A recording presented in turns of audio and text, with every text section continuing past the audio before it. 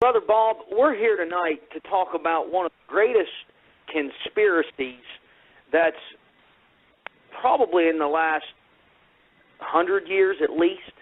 I mean, I know there have been a lot of conspiracies, but this thing, Planet X, is making a comeback right now. Now, I said 100 years. Obviously, Planet X goes way back beyond that, but, you know, it didn't really start coming to the surface until really, from what I've researched, from 1900 until now is when it really started coming to the surface. And more specifically, it seemed like after 1970 into the mid-'80s it was really talked about, and then it disappeared, and now it's making a comeback. So let's just take a moment and talk about, because I believe Planet X is tied into the sixth seal in Bible prophecy. I believe it is probably almost sure what causes that sixth seal. But could you just, let's open it up there. Sure. And let's talk about Planet X, and just give me all you know on the subject.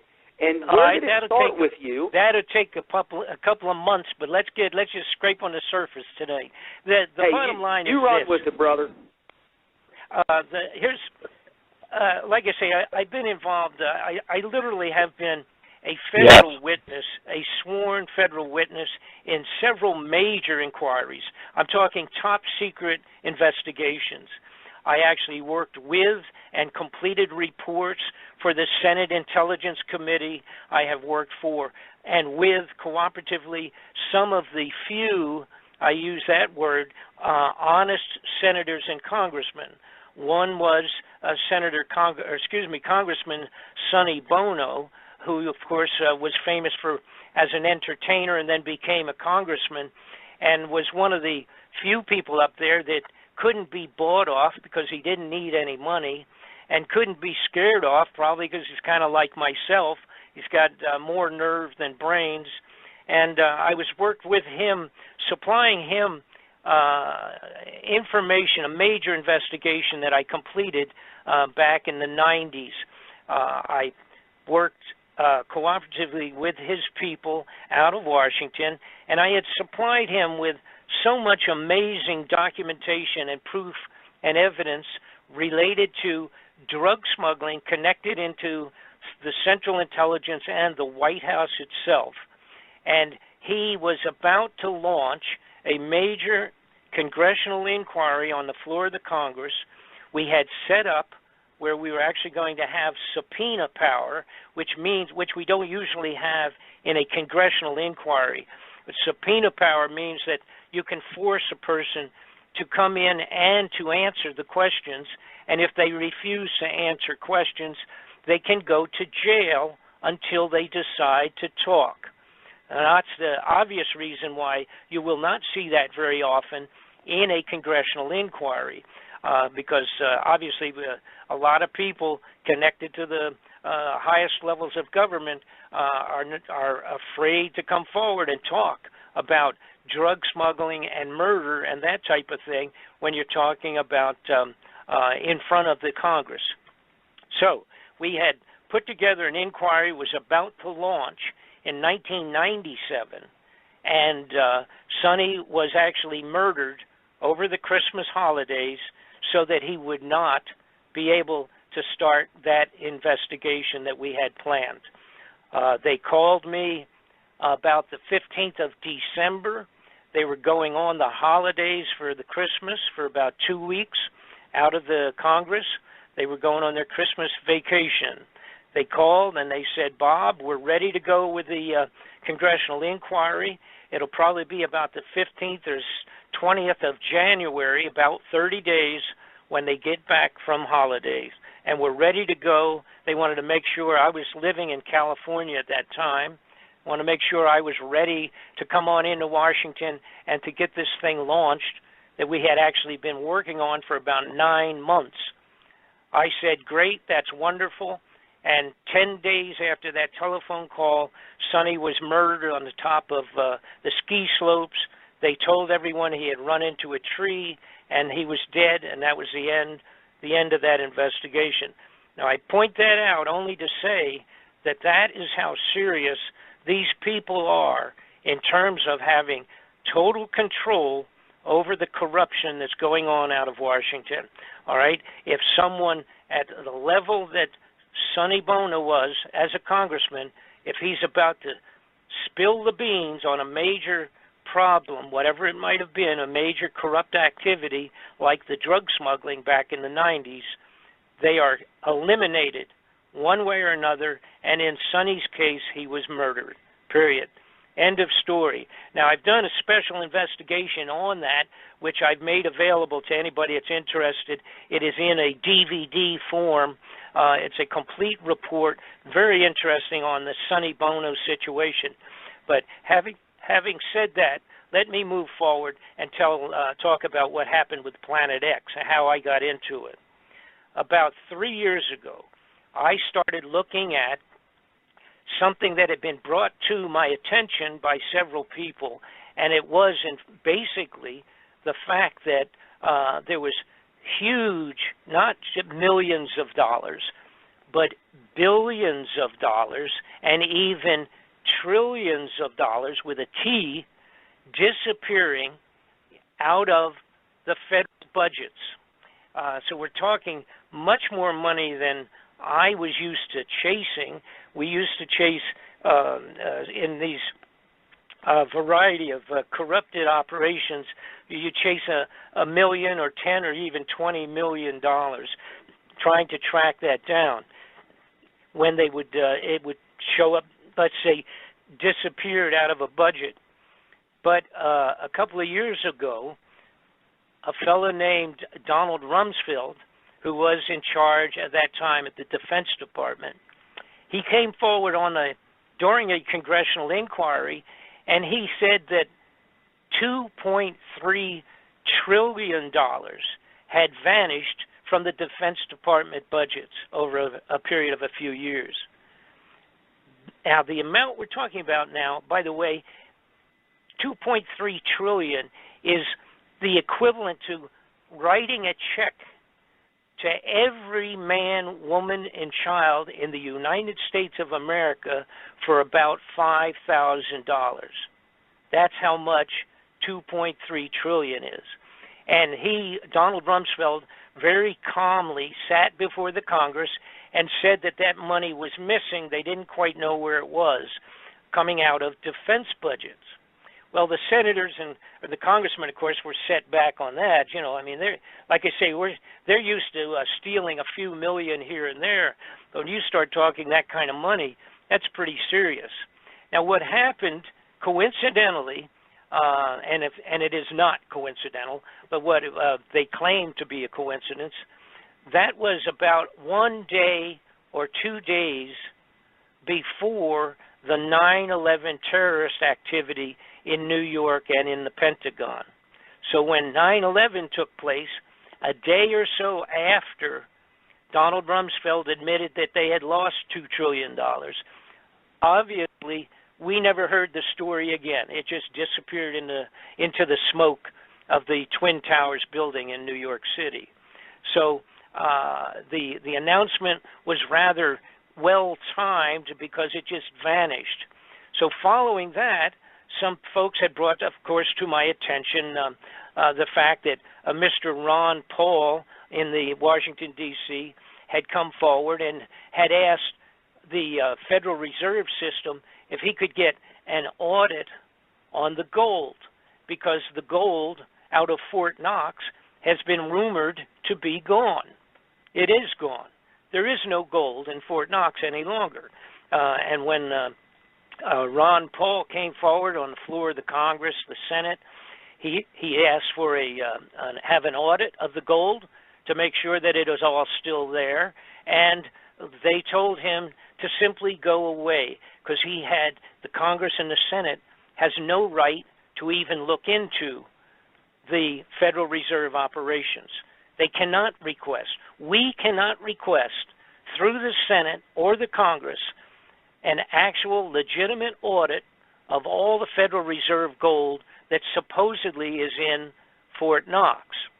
Now, what also happened within a few months, of course, we can remember back 2010, that period of time, 2008, was when the world banks were in a serious financial crisis. You had Greece, and several of these countries are actually on the border of bankruptcy. And the Federal Reserve in America had to lend them money and put money into bolster up the international banking finance, or it was all going to crash. And that was back around 2010, around that period of time. Now, at that time, Germany and several other nations had come forward and had asked the Federal Reserve the same thing that Ron Paul had asked, and that was, we need an audit because the foreign banks, a lot of people, if you're not into this, you would not know it, the foreign banks around the world for many years have put billions and billions of dollars of gold bullion from their different nations around Europe and around the world, South America, etc. They had deposited tons of gold in the Federal Reserve. And they did it, of course, obviously on the concept that there wouldn't be a safer place in the world to put your gold if you were a small to a medium country and you were worried about takeovers of countries and things of that sort, which goes on all the time, military uprisings. They put tons and tons of gold into the Federal Reserve Fort Knox.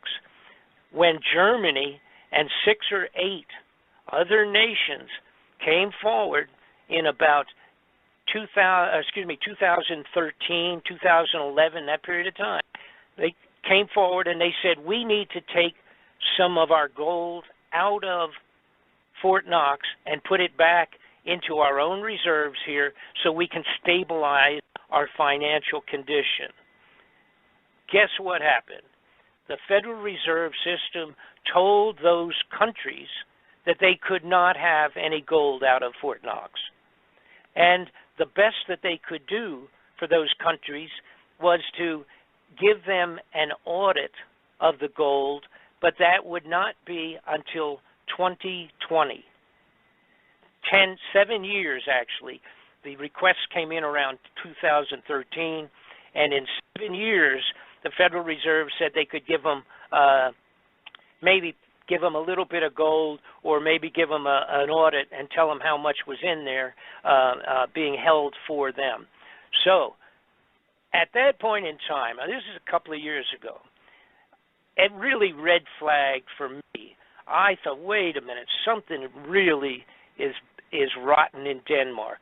We have all this money disappearing from standard legitimate funding out of Washington, just vanishing. And then we have the gold at Fort Knox is gone. I mean, it's gone. If it was there, they would show it to the appropriate people, and they're just not doing that. The bulk of the gold is gone.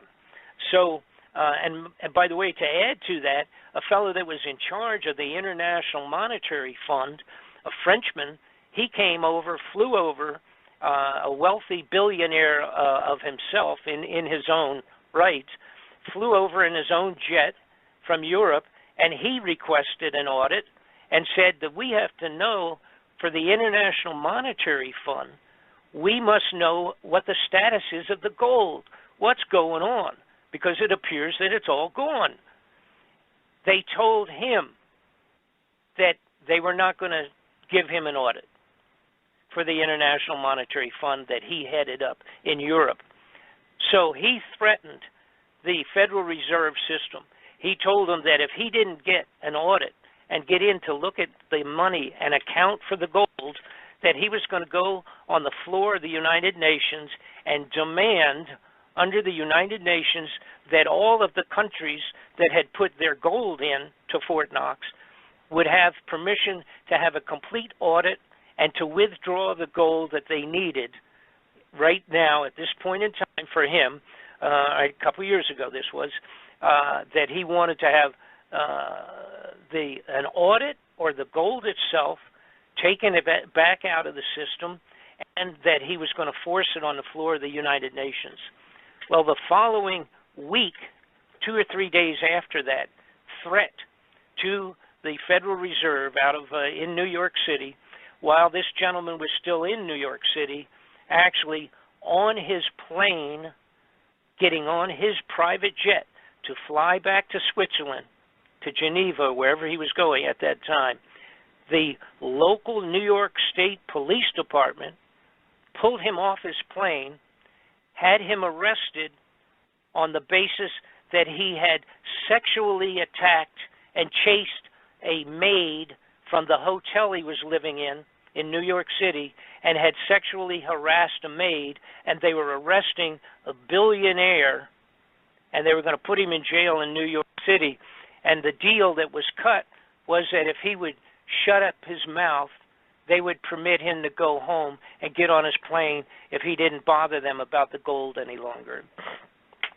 And so here you have a billionaire in charge of the International Monetary Fund, distribution of money throughout Europe, is arrested with a ridiculous charge. I say ridiculous because I would have to assume that a billionaire that's paying $1,800 a day for a hotel room and flying his own jet with his own crew from Geneva, Switzerland to visit New York is probably not chasing the maid around his hotel room. Of course, he said he wasn't, but that was the end of it. They scandalized this fella, put him back on the airplane, and sent him back to Europe without any information on the gold.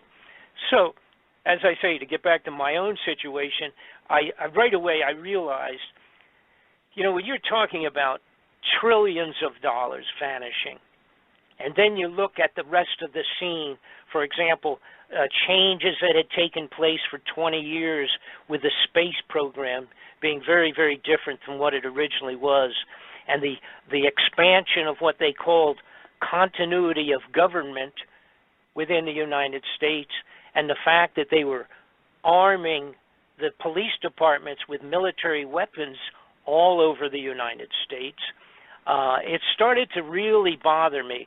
It was a matter of what is going on? What is it that would cause these guys, who usually steal what they want to, cover it up, and build them a new home in Tahiti or something for vacations and get away with it? But now they've changed direction. They were doing something else, because you cannot even money launder $1 trillion. If you were the biggest drug smuggler, an arms salesman, you can't money launder $1 trillion. It's impossible. I mean, you could break it down into hundreds of millions, but it's just not what I refer to a common thievery of money that might take place out of a criminal offices in Washington, D.C. It didn't make sense. And then I remembered in the 90s, I had several people contact me, and they said, Bob, I have films of the construction of underground facilities all over the United States. And that came to me from several people. Some of them were truck drivers who told me fantastic stories about having an 18-wheeler, 40-foot truck filled with foodstuffs being delivered into a government facility, and they would follow the map where they were supposed to go, and there was nothing out there. Let's say it was outside of Texas in the desert area, and they would go, and the side of a mountain would open up, and they would drive down inside of a mountain, and it would close behind them. Now, those are fantastic stories, but to me, back in the 90s, they were just that. To myself, that was almost an outrageous kind of a story. They would tell me about going into an underground facility in Tennessee and driving for 600 miles under the ground. Those things were a little mind-boggling and pretty fanciful type of a report for me. So I kind of put it on the back shelf.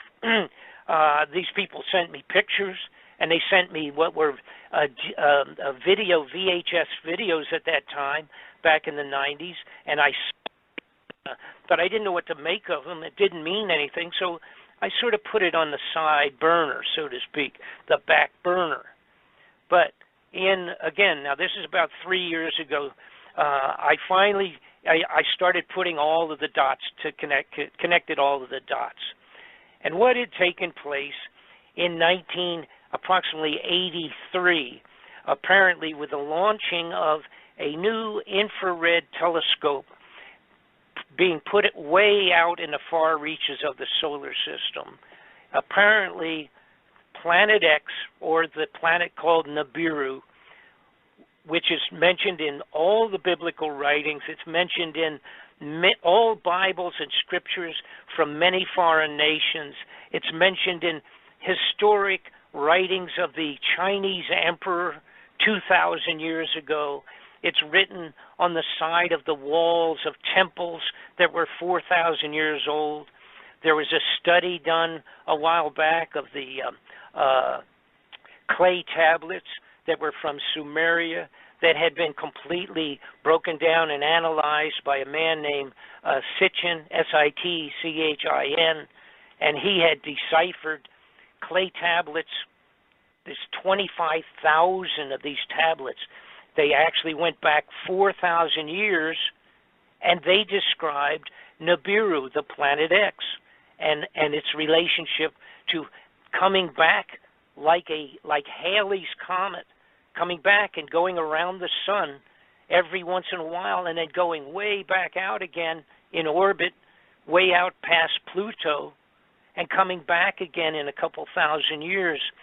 And this coincided with the biblical talk. It was called wormwood in the Bible, and it's described in, like I said, a whole multiple of whether they're not necessarily all Christian writings, but nonetheless these are biblical scriptures of sorts coming from around the globe.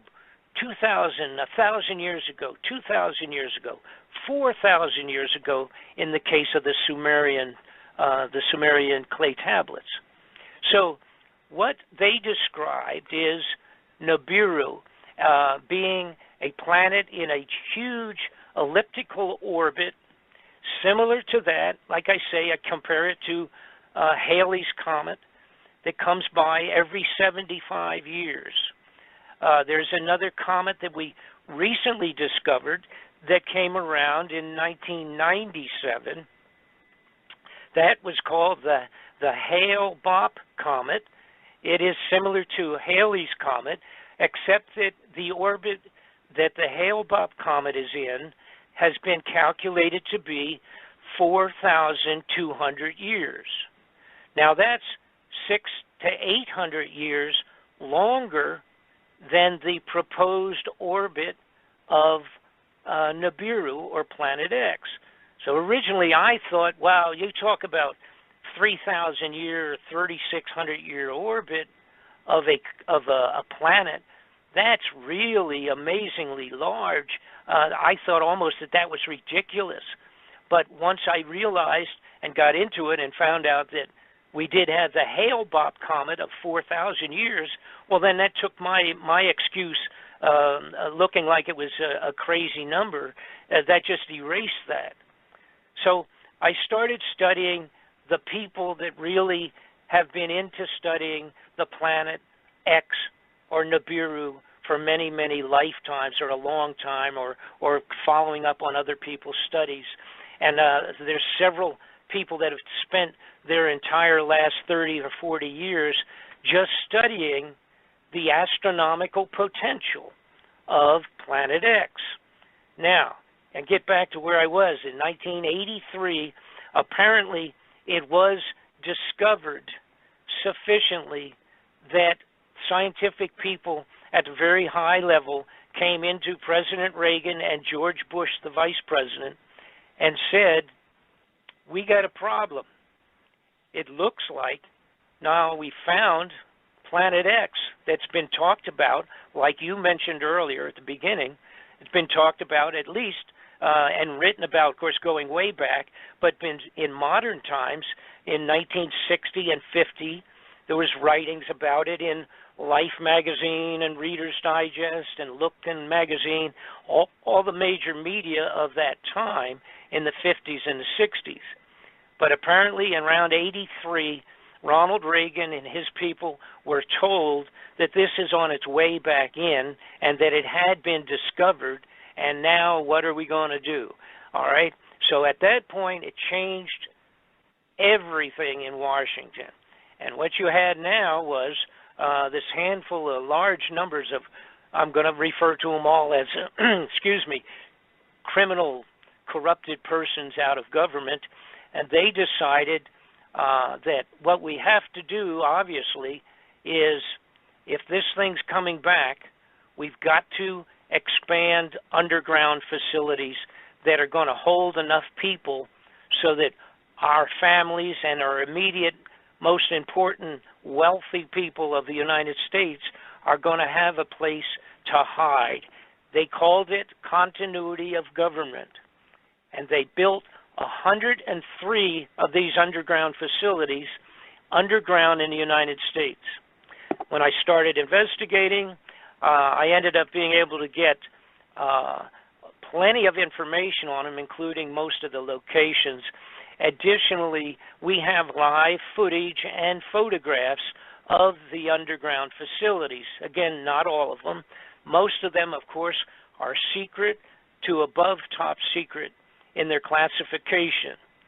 I also started looking into it to find out what the status was on other foreign nations, because something of this sort, coming back, a biblical event that will devastate the globe, obviously has to be known also to the highest levels of other governments. What I found out is that Russia in 2010 put out a mandate that by 2015 that they would have 5,000 underground facilities prepared for as many people as they could in Russia. I found out they had one large facility. Actually, they have several large, but one of them's big enough to hold as many as 30,000 or 40,000 people underground. I discovered that the European major nations have been also building underground facilities. And then I also discovered, which anybody can look up because it is part of public information in general, you can look up what's called the Seed Vault of Norway or Denmark.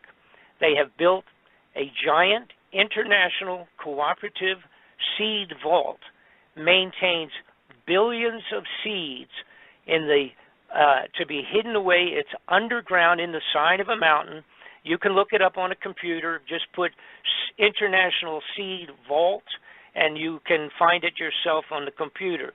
This is a storage facility maintaining all of the necessary seeds to reseed the globe, the entire face of the earth, or as much as they want or can, after the complete devastation similar to the original floods of Noah, which is what Nibiru, Planet X, will potentially bring upon the globe when it comes close to the earth. Now, I'm going to take a brief pause here, get a drink of water, and if you have any questions up to this point in time, feel free to shout them out at me and let me know what you would like to ask. Absolutely, Brother Bob. I'm telling you, this is getting better and better by the minute.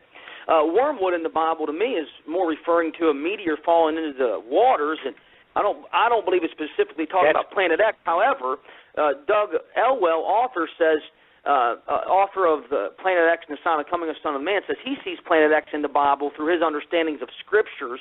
Now I myself, I draw more of a speculative conclusion that the apocalyptic events in the Bible that are talked about in the tribulation are brought about by Planet X. I can't say I can see it clearly in the Scriptures, although I do believe it can be theorized that Planet X is the cause for some of the biblical events talked about concerning Bible prophecy. And that's I do have that theory. Sure. Because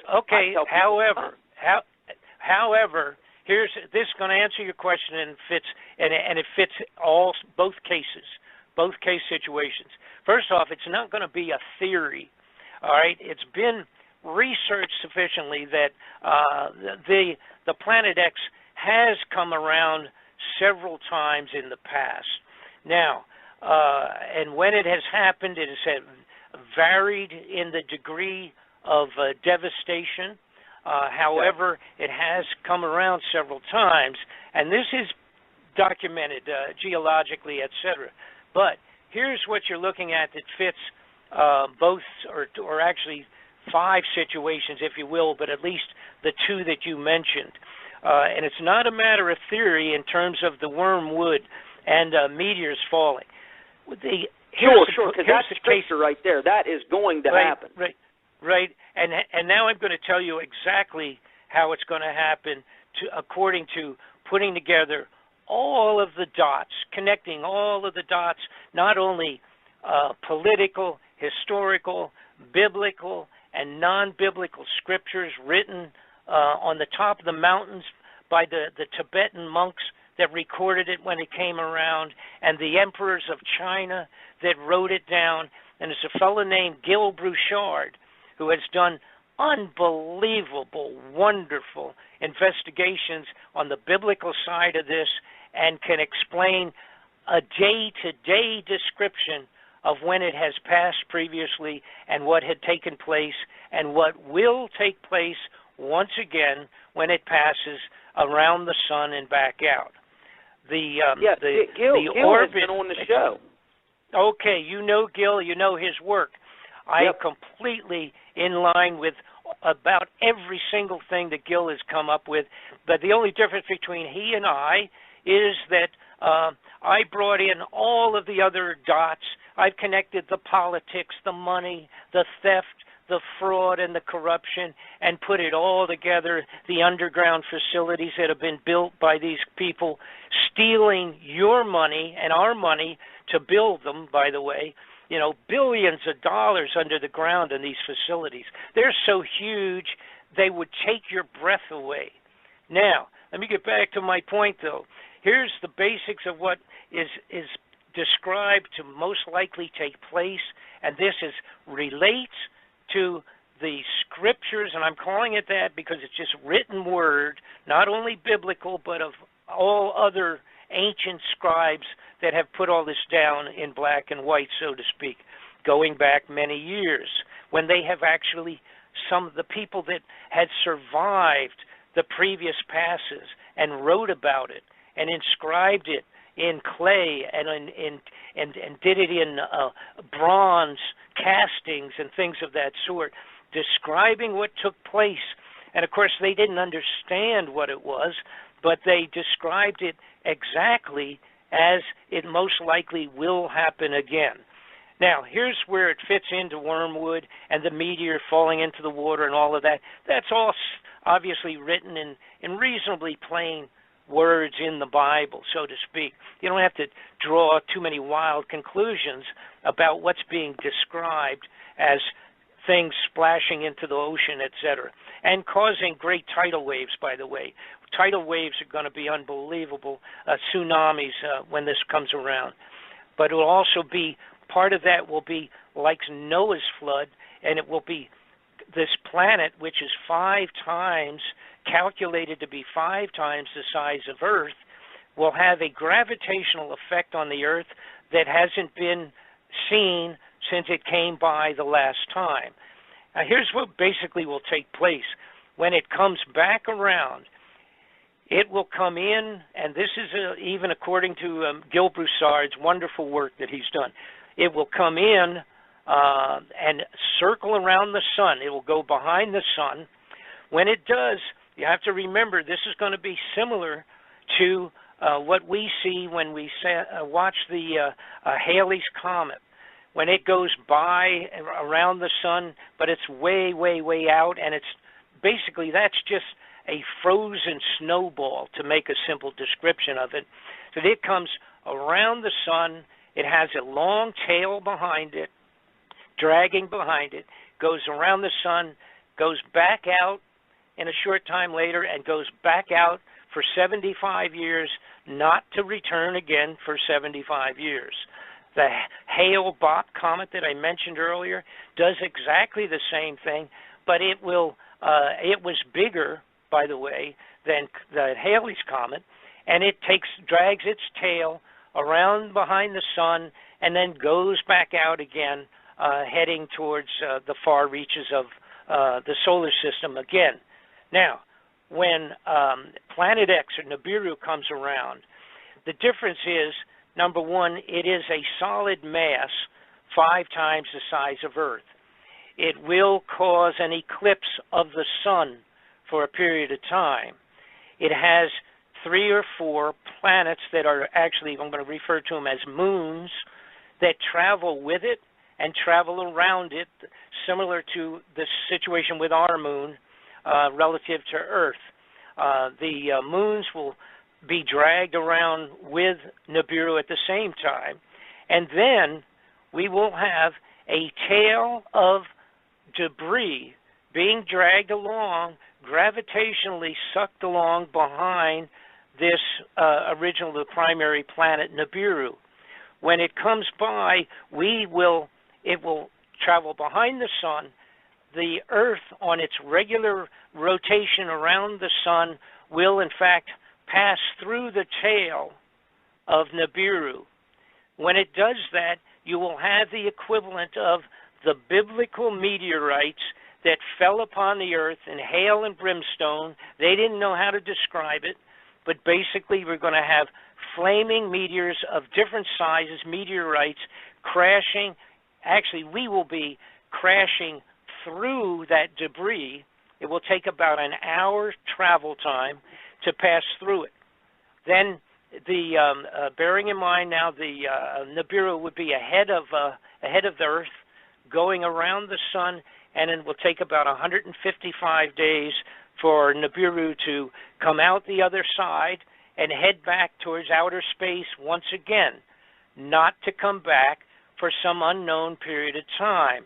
Now, there's a debate between 2 or 3 different groups of people that have been studying this, and that's okay, because it doesn't affect the bottom line on this. The debate is whether it comes around in 3,005 or 3,600 years, or if it comes around 350 years, which is closer to the figure that Gil Bouchard believes in, doing his studies. And he has very good information to back that potentially up in terms of the numbers of years. All right, so here's what I'm saying, where it doesn't make any difference to you and I. If this comes around in our lifetime, then we're talking, it doesn't make any difference if it's been out for 3,000 years or if it has come around 10 times 300, which would be 3,000 years, and coming around 10 times since that same period of time. So in other words, it doesn't make any difference if it's 3,000 or if it's coming around every 300 and 350 years. It does not make any difference, because if it comes during our lifetime, we are the ones that will have to face whatever it will bring with it.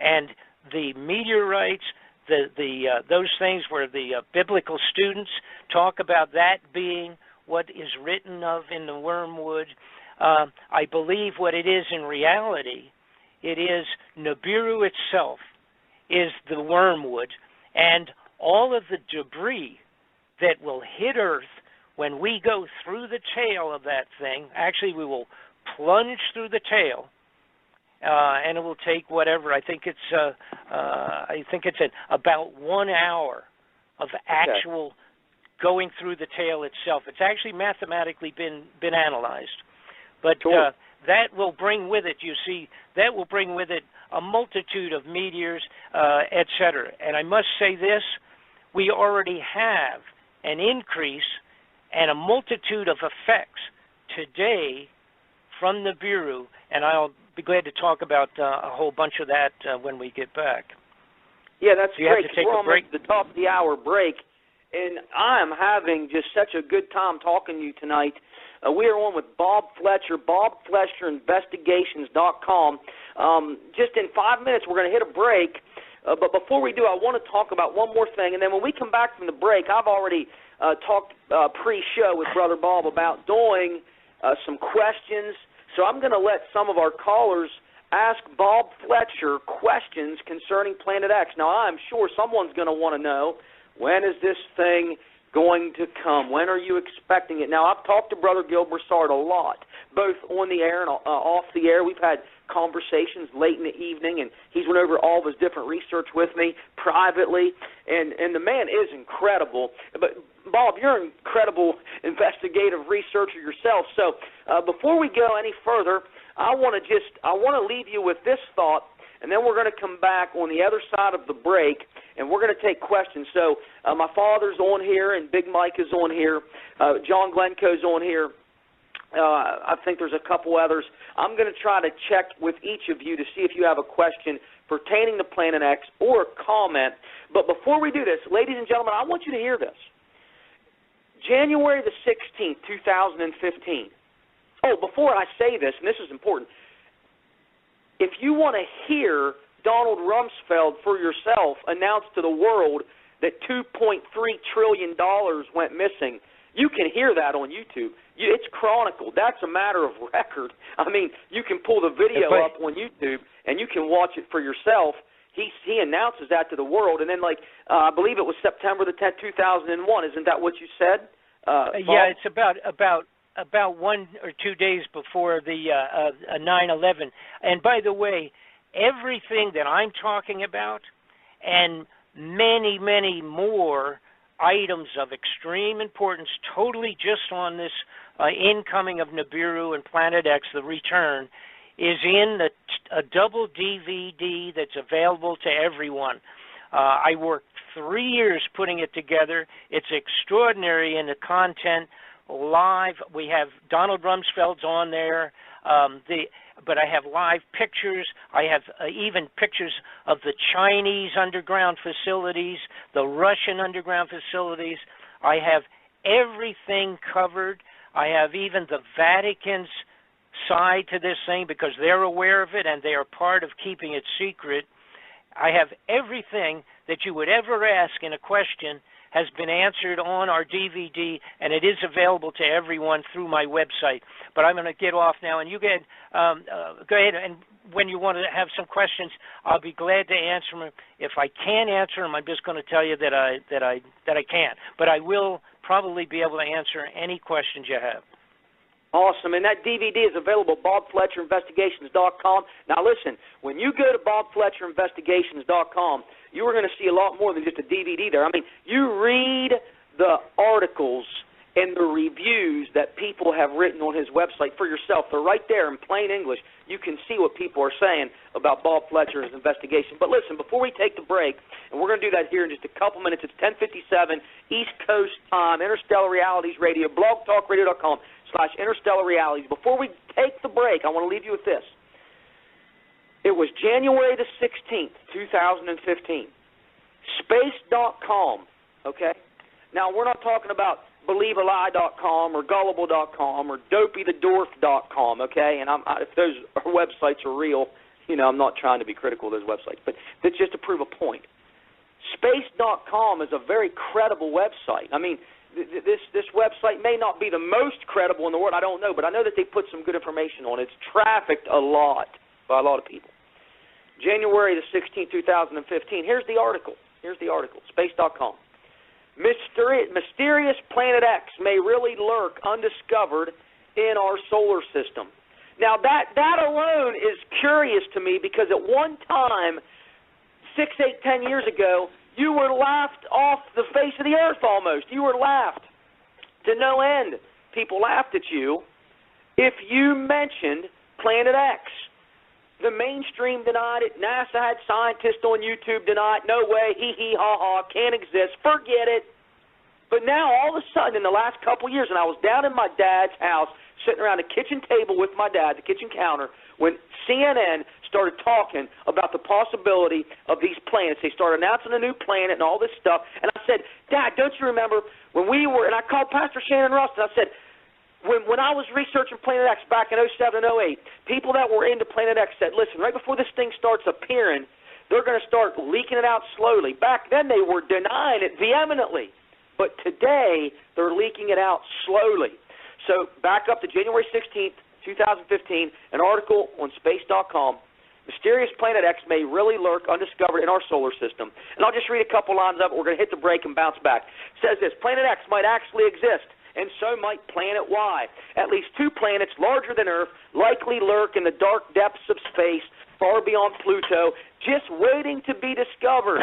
A new analysis of the orbits of extreme trans-Neptunian objects suggests. Okay, can't say anything else. I hope that's a cliffhanger for you. We're going to be back with more on this article and much, much more from Brother Bob Fletcher. This is Interstellar Realities Radio. Friend, I was once again tucked away in the Appalachian Mountains of western Pennsylvania. We are live with Bob Fletcher. My dad is now live with us as well. We have red mics on Dad, red mics on Big Mike. Brother John Glencoe, I see you out there, and I want to get to you, my friend, too, as soon as we can. But, Dad, Big Mike, you're on live now, and you've heard Bob talk here for the last hour, and he has covered a lot of stuff. I'll be honest, the first 30 minutes was over my head. I mean, the stuff he was disclosing to us about the United States government and all the different the scandals, the things that have happened that no one knows about in his toy company and all those things. I'll be honest, I wasn't quite ready for all that. I was just floored by that information. But now we're trekking with Planet X, something that we have all talked about privately, probably on the radio show before. So, Dad, Big Mike, you're on with Bob. Want to use, if you could, fire out a question or a comment you have pertaining to what he's been talking about